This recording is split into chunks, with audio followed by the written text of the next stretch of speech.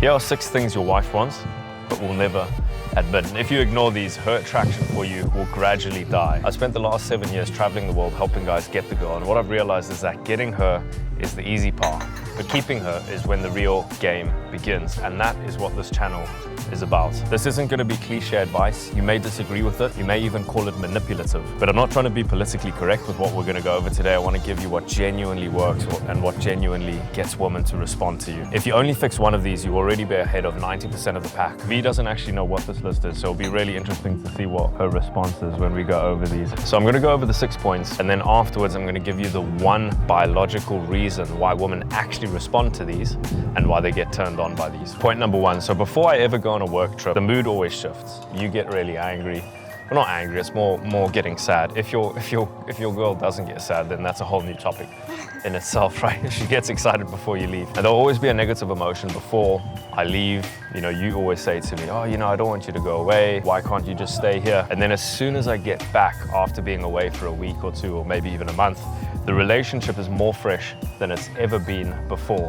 In the moment, you will always say, right, I don't want you to go away, but then when I come back, it's better than ever before. Which is point number 1, which is spend time away from the other person. Because no matter how much you like someone, if you're constantly in each other's faces the whole time, eventually you just stop valuing the time of that person. Point number 2, which is a phrase that I absolutely hate, and it goes like this: happy wife, happy life. And I could not disagree with this more. And basically what this insinuates is that for every request that you have, that your wife has, or your long-term partner has, it's just the answer is yes. You do everything that you can to make her happy. And this isn't actually, from my experience, this isn't actually what she wants. She wants someone who can lead her, who can protect her, but can also say, you know, no when he doesn't want to do something, or when he doesn't agree with something, or if he doesn't agree with your belief system, because he's not scared to make you unhappy. In the moment, we always think, oh, you know, if she's happy, I'll be happy. But a lot of the time, women don't always want to be happy. They want someone to stick up for what they believe in, even if they don't agree with that. Imagine giving everything to a child that they want. They can eat what they want, they can go to bed when they want. You just say yes to everything. And it's the same with your wife. The dynamic that you have with your wife is somewhat similar to that of you protecting a child, right? Because you provide for her, you protect her. And with that comes a certain responsibility, and obviously with that responsibility comes a lot of saying no, even if your wife wants to do something that you do not particularly want to do, or maybe you think that's wrong. And with that comes a negative emotion going completely against the phrase of happy wife, happy life, which is point number 2. Be willing to say no, right? Point number 3, now we're getting a little bit spicy. Girls will always test you to see what they can get away with. And one of the ways girls will test you is micro forms of disrespect. And the reason that they do this, whether they're aware of it or not, what they're doing is basically testing you to see if you've got the stones to put them in their place and call out bad behavior, or are you just going to accept it? And the reason that they do this is that they want to feel that you are still in control. And the way that they test this is there are micro forms of disrespect. And if you are still on your path as a man, if you still are strong in your sense of leadership, then you're going to call those out. You're not going to accept it. And by doing so, naturally they will feel more safe, as they have to trust your leadership and your judgment when it comes to making decisions. If you have control over the situation, if you have control over her, then naturally they will feel safe with you, right? Because if you are in a relationship with a girl, especially a feminine girl who wants to have a dominant, someone she can trust, that will protect her, that will provide for her, she needs to feel safe. And one way girls will continually make sure that they are safe is just constantly test their man. So it's not actually a form of disrespect, it's just a form of checking to see if you're still in control, which is point number 3. Be willing to put her in a place when she steps out of line. I'm sure you've had this experience. You're lying in bed, it's early, it's dark, it's cold outside, your wife's lying next to you, it's warm, it's comfortable. You're about to get up at 6 a.m. You need to smash the day. And she goes, don't get up, just stay in bed. 5 minutes.